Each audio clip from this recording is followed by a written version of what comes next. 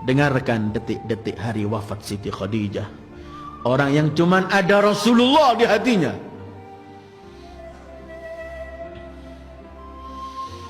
Hari itu beliau sakit, berbaring di tempat tidur yang paling sederhana, di kamar paling sederhana.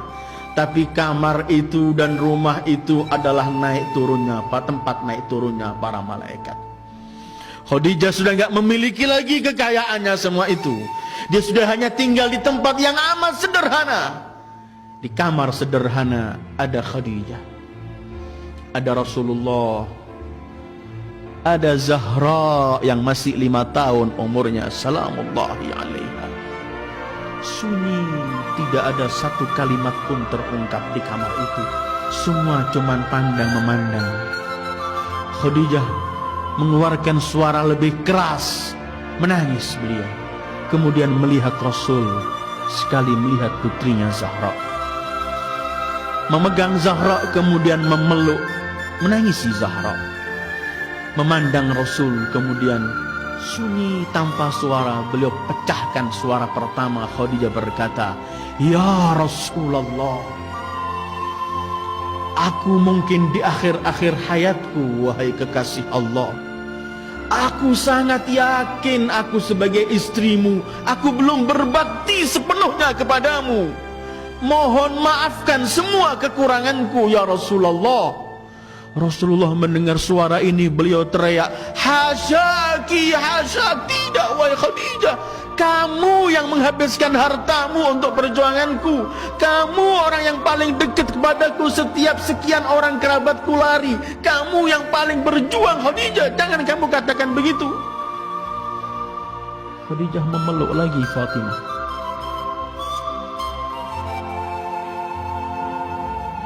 "Fatimah, ajalku telah tiba. Yang paling kutakuti wahai Fatimah adalah siksaan liang kubur. Fatimah, sampaikan pada ayahmu, aku ingin minta sesuatu, tapi aku malu, takut aku kurang ajar pada ayahmu. Bisakah aku ungkapkan langsung kepadamu supaya ayahmu enggak mendengar?" Fatimah menangis memeluk ibunya, kemudian pergi ke ayahnya.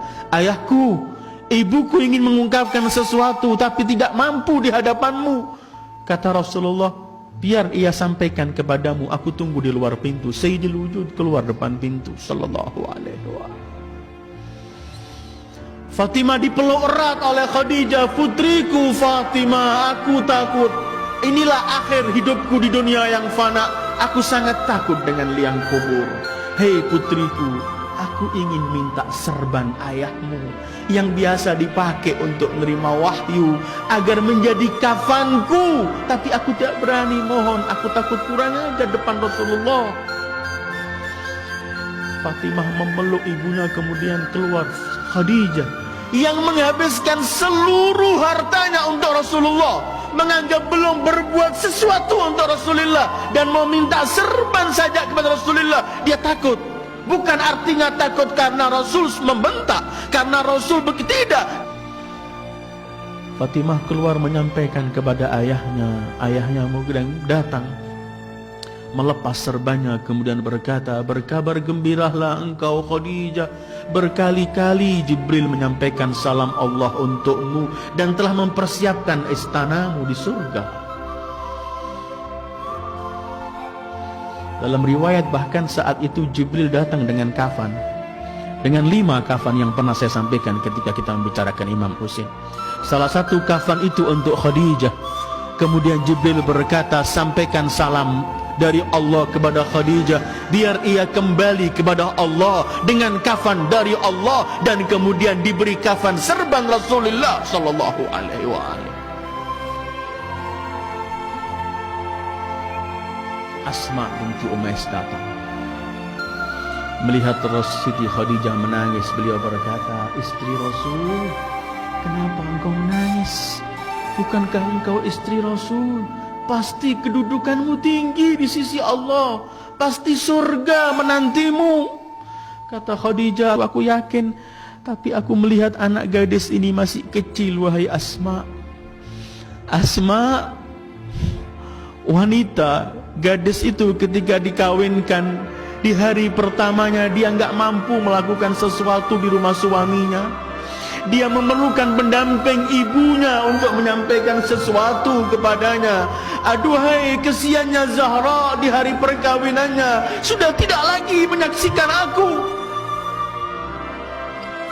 Asma kemudian bersumpah, demi Allah wahai Khadijah, aku akan mendampingi putrimu sampai akhir. Wa sadaqat Asma, dan memang Asma begitu akhirnya. Karena di hari perkawinan Siti Fatimah ketika diserahkan ke rumah Imam Ali, Rasulullah pernah berkata, semua yang di kamar keluarlah.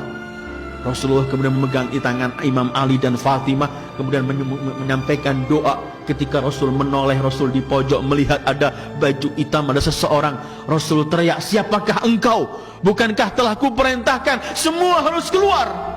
Kemudian Asma menoleh, aku Asma ya Rasulullah, aku bukan melanggar perintahmu, tapi aku telah janji dengan ibu Fatimah agar aku antarkan sampai akhir di rumah suaminya. Ketika Rasulullah mendengarkan nama Khadijah, Rasulullah kemudian berkata, Asma, semoga Allah membalas semua kebaikanmu karena kamu telah berbuat baik kepada Khadijah dan Fatimah. Khadijah wafat.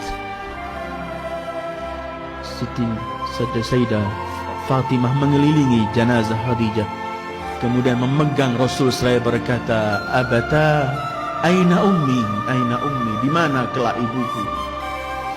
Jibril menyampaikan salam kepada Fatimah, salam dari Allah bahwa ibunya di surga.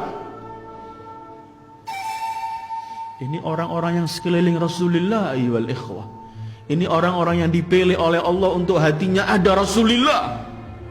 Setelah Khadijah wafat, Rasul kawin dengan siapapun tidak pernah melupakan Khadijah. Setiap kesempatan yang diingat cuma Khadijah.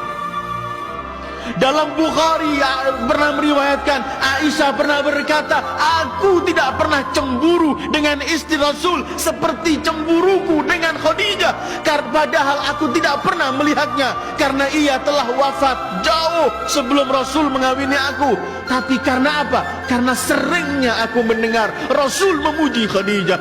Kalau menyembelih kambing untuk dibagikan, Rasul berkata, berikan dulu pada kawan-kawan Khadijah. Kadang-kadang datang seorang wanita tua, Rasulullah mengamparkan serbanya, disuruh duduk, ditanyai keadaannya, sampai Aisyah berkata, siapa? Seorang wanita tua yang gak menghormati. Kata Rasulullah, Aisyah, ia adalah Sadiqatu Khadijah, fa inna husnal ahdi minal iman. Ini kawannya Khadijah. Tidak pernah Rasul melupakan Siti Khadijah. Wafat Khadijah, Rasul masuk ke Lahad, dikubur di Ma'la di Hajun sana, dikubur dengan Abu Talib, dengan Abdul Muttalib, dengan Abdu Manaf bareng di Ma'la, dan ada kubahnya. Semua orang berziarah ke tempat itu. Tetapi tahun 1924 Masehi atau 1343 Hijriah, kubah Siti Khadijah dengan Abu Talib dihancurkan rata oleh tanah oleh Wahabiyin saat itu, seperti tempat-tempat yang lain. Inilah Khadijah dan perjalanannya dengan Rasulullah sallallahu alaihi wasallam. Ketika beliau mencintai Rasulullah, beliau yakin beliau tidak pernah melakukan sesuatu pada Rasulullah, karena selalu beliau menganggap kurang dan tidak pernah melakukan sesuatu. Karena Rasulullah agung, mulia baginya, karena itu kemudian beliau melihat dirinya sedikit dan tidak pernah melakukan sesuatu. Ayyuhal ikhwah, inilah sekelumit mengenai Siti Khadijatul Kubra At-Tahirah. Mudah-mudahan kelak kita mampu menatap dan melihat wajah beliau ketika beliau bersama Rasulullah sallallahu alaihi wasallam. Beliau adalah Ibu Zahra, beliau adalah Ibu Fatimah. Mudah-mudahan Allah memperkenankan kita untuk mencintai Rasul, mencintai Khadijah, mencintai Zahra, dan kemudian kita kelak wafat membawa cinta itu, dan kelak di akhir hati kiamat kita menatap, memandang wajah mereka dan memperoleh syafaat dari mereka. Wassallallahu ala khairi khalqihi Muhammad wa alihi ajma'in. Wassalamu alaikum warahmatullahi wabarakatuh.